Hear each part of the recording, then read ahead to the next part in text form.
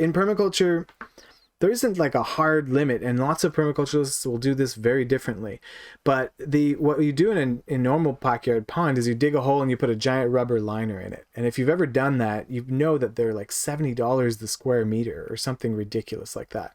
It's really, really expensive for the good thick ones. And if you cheap out and go with the thin ones, then one dog that ran through the pond or misstep of a rock that a kid threw and landed in it punctures the thing and you have to start over. So that's the first thing. Cost is not effective. Second is that rubber is going to last longer than you and your kids and your kids' kids, and it's going to be continually leaching chemical contaminants that I'm personally allergic to into the soil for generations. So we do not use, and we use as little as possible, materials that have these kinds of long-term negative impacts, especially when they have a high cost.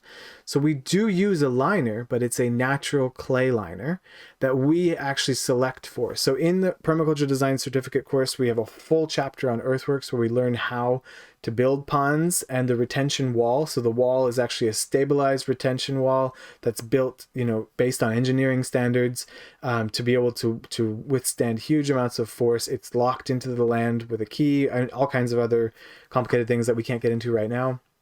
So it is built, stabilized, and very, very structurally designed. It's not just a hole dug in the ground. And we do use a very intense compaction technique with the clay to ensure that it is low permeability, right? So that we have water retention. It also means you have to have minimum 40% clay to build it in the first place. All of that stuff, again, is stuff that we go into in the full permaculture certificate course. So I can't do a lot of justice to that right now.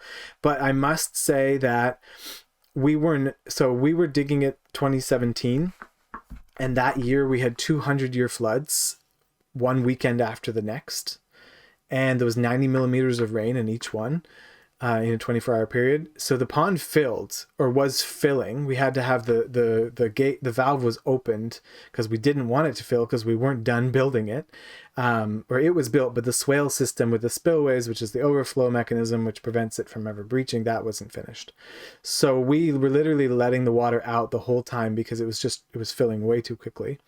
And but already there was like tons and tons of birds and different animals that were coming nearby. There was deer prints everywhere. They're all around the pond just coming in for a drink. So that winter we didn't finish it. So the spring we finished the swales, and there was an area of the pond that actually the operator didn't do properly. I was trying to manage too many things at once, and the wall was leaking a little bit. So we had to drain the water down to that level to fix the leak. So we had to go even further than that to get in there and work properly. And I remember doing it, and when we drained it down, because we didn't drain it completely, there's still quite a large pool of water remaining, but all the tadpoles were there. And there was literally, this was the first spring that puddle existed. There were literally thousands of tadpoles, like thousands and thousands of tadpoles, and birds coming to eat the tadpoles. And then the seeds from the birds are already germinating plants by that fall. And so the ecosystem was shocking as to how quickly it rebounded. Now, the thing that slowed it down, it's been 4 years now. Is it 5 years now? It'll be 5 in June, to get to the point where it's at now. But on the third year, it was really popping. And that was slowed down dramatically because the work around the buildings was not done. And every time they would go and spread new dirt, they would never cover it with organic matter, mulch, and it would rain and then wash more mud into the pond. And so that would stall or slow down the reestablishment of the life in the pond. But we stocked it with fish, and we don't just let a pond come back to life on its own. We actually provide inoculum. So we bring pond water in that has all kinds of the Daphne and other things in. And then we also bring in the right types of species of fish to establish an ecosystem and so on and so forth. So we kind of jumpstart the regrowth of that pond, but we do make sure that the life comes back fairly quickly. So there are many, many, many factors. The first question is, swale is a tool that is for water management. You might have seen on a lot of YouTube videos that they talk about swales to soak water into the ground, but we have at the Alpaquiad farm where you saw that pond, swales that are drainage swales that are specifically there to catch water, move it to where we want it to, and then let it trickle into the pond without any erosive force. So it doesn't ever hold water. So it really depends on what your purpose is It depends on the type of soil you're working with. It depends on type of machinery you have. There are other techniques that can be used instead of swales. So it's a really hard question to answer without knowing more about what your needs are. My favorite resource, which is a new resource coming into Canada anyway, is the website is called Citrus in the Snow. And Russ Finch is the creator of this. And it is a passive solar greenhouse that runs 4 seasons. It uses the climate battery technology. And the only thing that it heats itself with is the thermal mass of the earth and a little fan that circulates air through the earth, as well as the passive solar gain. And that costs $1.50 to run the fans all day. So $1.50 a day. So one major, if we look at food, right? And we have all these strawberries coming from California and whatnot, and we're literally drinking them into a drought or eating them into a drought. We could be growing food in these sustainable 4 seasons greenhouses here in Quebec and be getting really high quality produce for more than just one family. But they have models where you buy a kit and then you just complete some of the other elements that are missing, but they have all kinds of different sizes available. So it really depends on what sustainability level you need, right? When a lot of people say they want to feed a family with a passive solar greenhouse, I say to them very often, well, you know, in February, do you ever dream of being in a hotter country or at a beach or going to the spa and being in a hot tub? If so, then I would make the greenhouse a little bit bigger and put a hot tub in it or put a sauna in it and make it not just a food production space, but also a social space. Because if you're like me, who doesn't do very well now in mid-February, it would be an important addition to not just think about food production, but also think about mental health production and having a tea room in that greenhouse. So maybe a little bit more square footage will go a long way, especially if, in terms of a year where you can't fly to somewhere where you want to go, or you don't want to fly because of the environmental impacts. So we'll create our own little tropical beaches in our backyard. Absolutely. And it is to bring organic matter into that design, because organic matter helps to build the actual structure of the soil and lock things together. It's also what's going to feed all of the plants so that they have healthier root systems, which are going to stabilize that soil as well. Depending on the steepness of the cliff, there's other techniques that you can use to stabilize the cliffside, but to build soil is organic matter. Organic matter feeds mycelium, and we'll look at that in a few slides, but it's really the key to any of your soil remediation. So whether it's living cover crops that produce living supply of carbon, or dead carbon through leaves and wood chips, but organic matter and carbon supply is the key. There is a lot of inference now into the natural state of deserts. And in fact, most of every desert on Earth today can be traced back to human impact. Even the Sahara, which for a very long time was what threw off all the research data, they were saying, okay, Sahara is a desert, but all the other deserts are related to human impact. They've now found remains of human civilizations that date between 5,000 to 11,000 years ago in the center of the Saharan desert, meaning that we had civilizations there. Whether it was us or not that caused it to be desertified is the question. But what I think is crucial here is to understand that if we look at, breaking down the question a little bit more, a snapshot of an ecosystem it's always changing, right? But we are part of the ecosystem. And so if you look at a beaver, you put a beaver in the middle of a desert that has a gully that's dry, no trees anywhere, and they've done this. It's the Beaver Whisperer, I think is the name of the documentary, David Suzuki. And the rains come, very little rains in a desert climate, and when they come, it flash floods through the gully, making the gully worse every time, washing out all the plants and all the topsoil. So the beavers go and they gather grasses and mud and they build dams and they catch and stop the water. And as that water stops, they catch the topsoil from upstream, which brings more nutrients, more seeds, and some trees start to grow. And then the trees and and they actually end up transforming what is a desertified, degraded ecosystem into a habitat that now will be able to support them and multitudes of other species. So what I'm talking about when we are regenerating or regreening systems is to engage with an ecosystem in such a way that it benefits you and other species without any harm to that system. There isn't in many of these ecosystems, in when we look at specifically restoration, like the Greening the Desert, the Greening the Desert is shot, that whole video is shot, the whole project is made in the Jordan Dead Sea Valley, which is also known as the Fertile Crescent, or the breadbasket of the world, or the land of milk and honey, which is a desert directly because of humans. So I think in those certain circumstances, it's absolutely our responsibility to bring back life and to allow for it to thrive and to regrow, especially where we single-handedly had a lot of the impact that caused it to be where it is. Now, that doesn't mean that if historically we can identify, that all of northern Canada was glaciated and deserted, or no trees, that we should go and cut all the trees down. I think that humans need to let go of the control factor here. But when we're looking at regenerating ecosystems, I don't see the harm in engaging with a species or an ecosystem as a way that any other species would, to bring life, water, and nutrients back to it and all the other species that surround it. Definitely tackling a large lawn can be daunting, and a lot of people will go out and buy huge amounts of seed and just try and tackle all of it at once. And I really recommend to not do that.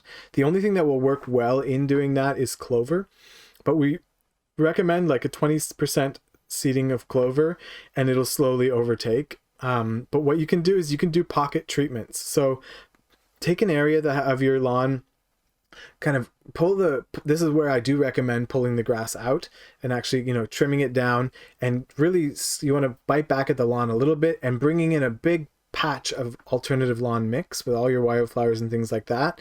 And as it establishes itself, it will reseed, and the species that are in there will start to spread and move into the rest of the yard. So create these islands that you focus on and that you do more work on and do it really well, and then it'll slowly keep taking over. I like to, if you have a fruit tree, you definitely need to plant underneath the drip line of that fruit tree, and you can start that and then provide for the ability for it to slowly spread outward. And basically the line that you're mowing is going to get smaller and smaller and smaller every year as those other wild beds get bigger and bigger.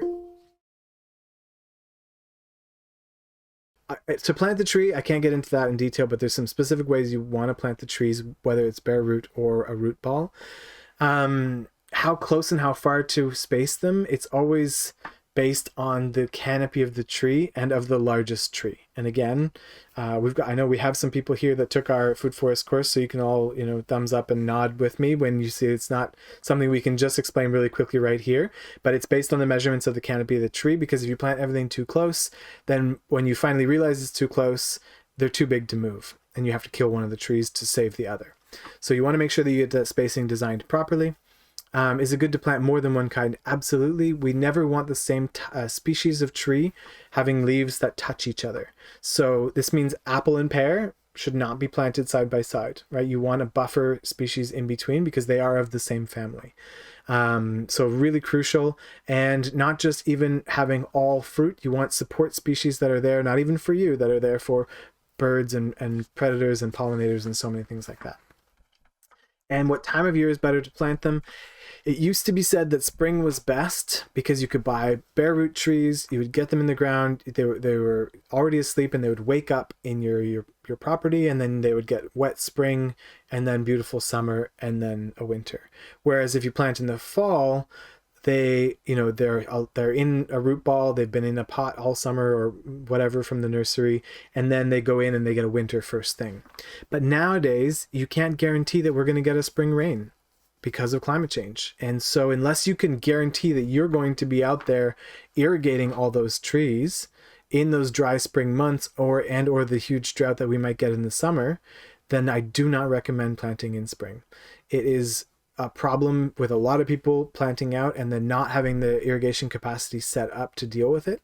So if you have drip irrigation and so on, that's mobile, you can put it down and you can plant, but know that managing drip irrigation for planting trees is going to slow you down. So buy and plant less trees than you would if you had just been planting in spring otherwise. And that if in that case, if you're not able to do the drip irrigation, then go for a fall planting.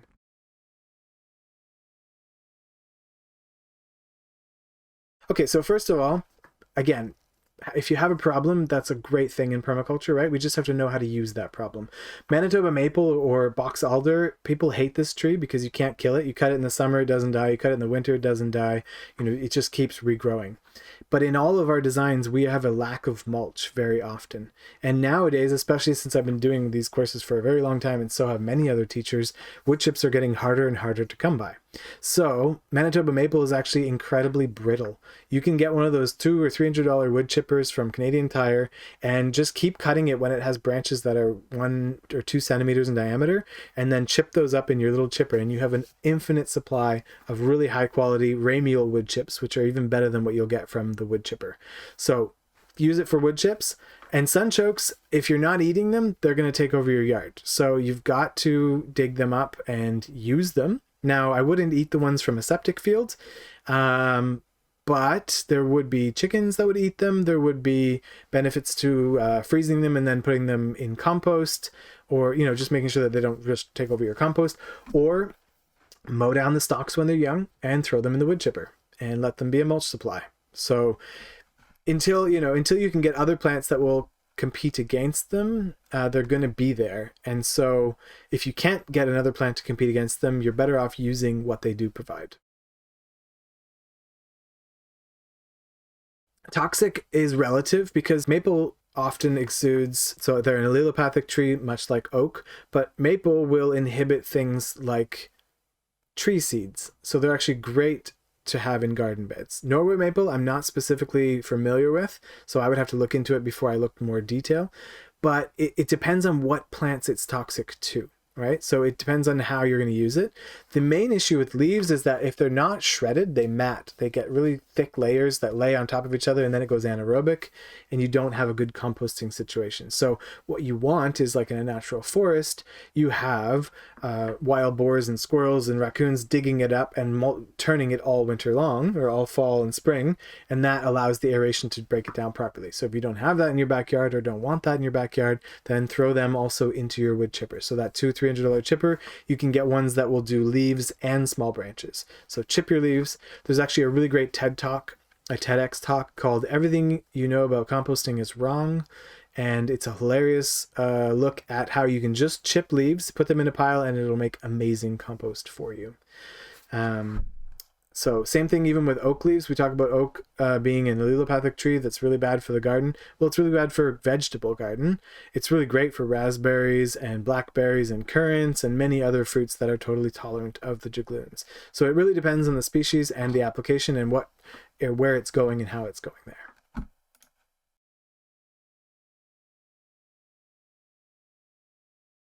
I would be hesitant right away to grab any idea like of design and layout and just copy and paste it to your farm, Krista. But if you don't know already about Mark Shepard and the alley cropping that he uses, where he's got row crops of food forest, basically, and then intercropping of his vegetable growing, then definitely look at that. He's got a whole book called Regenerative Agriculture, Restoration Agriculture. Amazing, really good book.